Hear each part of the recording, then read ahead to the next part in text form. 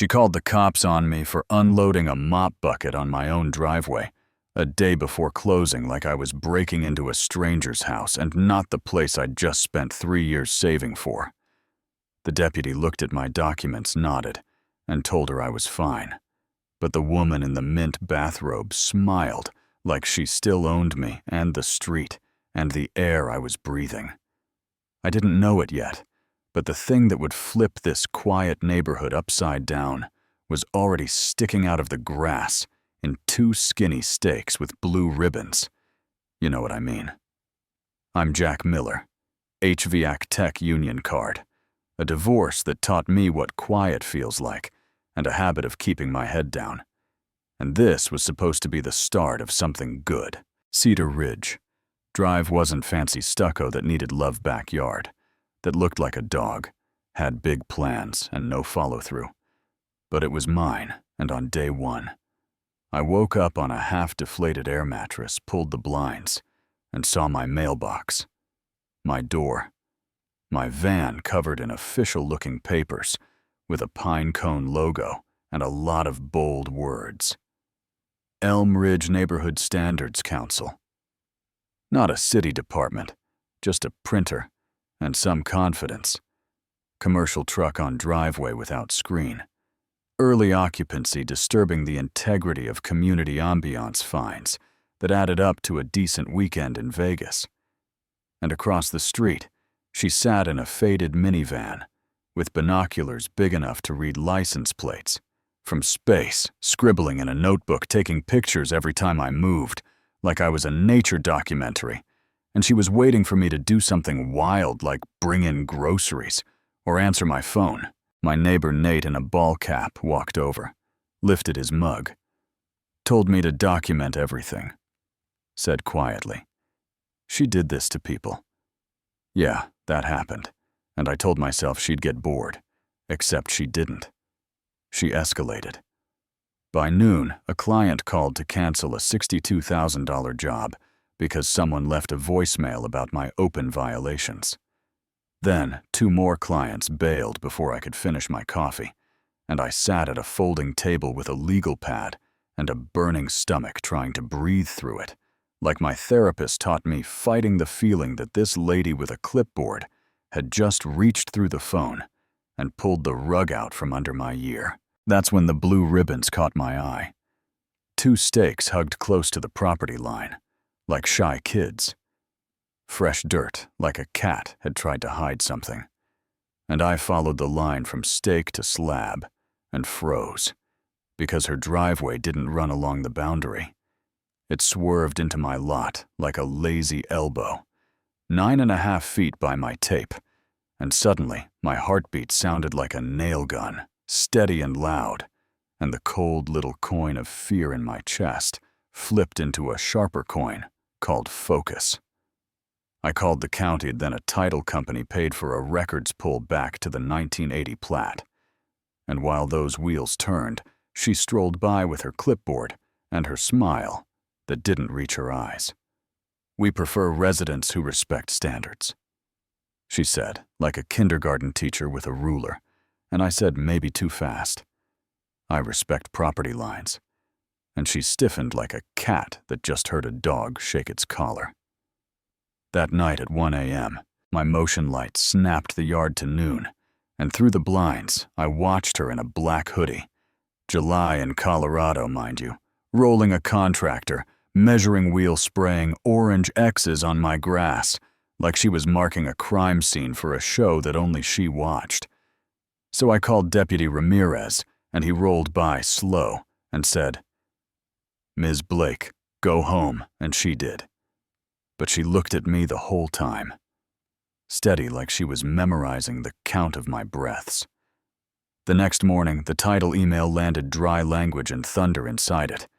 No recorded easement benefiting the adjacent lot. Aerial imagery confirms encroachment of approximately 9.5 feet.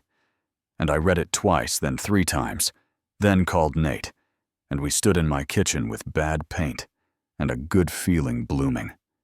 And he said, "So she's been driving on your land for years." And I said, "Looks that way." And he gave me that look. Guys give when they're happy for you. And also know you just stepped into a fight. She had already booked a neighborhood safety briefing at the community center, so I called the county surveyor, asked for a stamped copy.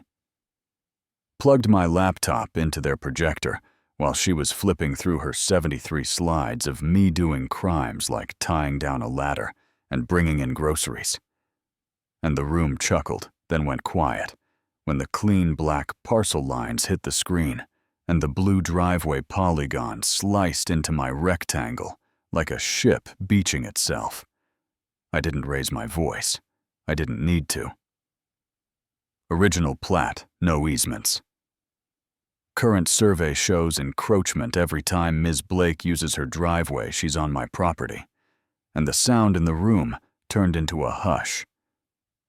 You could sit in, and she tried a word salad about prescriptive rights and history and established use, but the map sat there like a grown-up, and people stared at it, and then at me and then at her, and something shifted that you can feel more than see. That should have settled it, except bullies don't retire. They pivot. At 2:17 a.m., my cameras caught her keying my truck. Yeah, wearing a ski mask with little grip dots like gardening gloves. And Ramirez put cuffs on her and took a statement. And 2 hours later, she filed an emergency restraining order, claiming I was stalking her, that my van and my crew intimidated her, and the judge granted it without me in the room, which punched a hole right through my schedule, and my pride forced me to park away from the line and screen off my tools like I was the problem. And within 48 hours, more clients bailed because a fresh filing is louder than facts. And for a minute, I sat on my back, steps staring at those blue ribbons and that illegal corner of concrete, and I felt small, smaller than the divorce, smaller than being 13, and hearing my lunch hit the floor, and I told myself to swallow it and be polite, and it tasted like battery acid. The person who changed everything was her niece Elena, 21, and tired, in the way you get when home stops feeling like home. Knocking at dusk with a thumb drive and a shaking hand telling me she couldn't watch it anymore. On that drive was Patty in her kitchen, practicing the scared voice for a judge, timing her fake cry, then bragging into her phone that she'd called my clients from blocked numbers, that she'd pulled records at her law office. She had no business touching. I made him dance, she said, and laughed, and that laugh slid a bolt somewhere in my head. You know that metal sigh when something finally loosens. Judge Barton listened. The restraining order evaporated like mist under headlights. A no-contact order grew in its place, but this time it protected me, and the county planning office sent a letter that read, like a hymn, "You may erect a boundary fence according to code. Respondent is enjoined from entering your lot. An absent emergency, and I didn't feel revenge. I felt my shoulders drop for the first time in weeks. I hired a crew set redwood posts deep, ran cedar through. Checked every setback, called in utilities the inspector signed with a little half smile, and said, "You'd be amazed what I get called for out here, and at noon." Patty chained herself to my neighbor's birdbath by mistake with a homemade sign that said, "Property rights are human rights." And Ramirez clipped the chain and told her to sit down before she sprained something. And the gate clicked shut that evening, with the soft, weighty sound of a future arriving on time. Last move from her playbook was a false 911 call. She told dispatch I'd threatened to make her disappear if she didn't move. Practiced lines. She'd workshopped, cried on cue, forgot the cameras, forgot the phone logs. Showing she'd called half the agencies in the county, asking how to phrase a felony, and her public defender blinked at discovery and asked for a deal. Fines, probation counseling. My civil suit for defamation and interference did what civil suits do when you bring receipts. Her firm fired her after their IT guy printed out every search she'd run in databases. She shouldn't have touched the settlement, covered my legal fees, and paid for a grill. So big my buddies joke it needs its own HOA.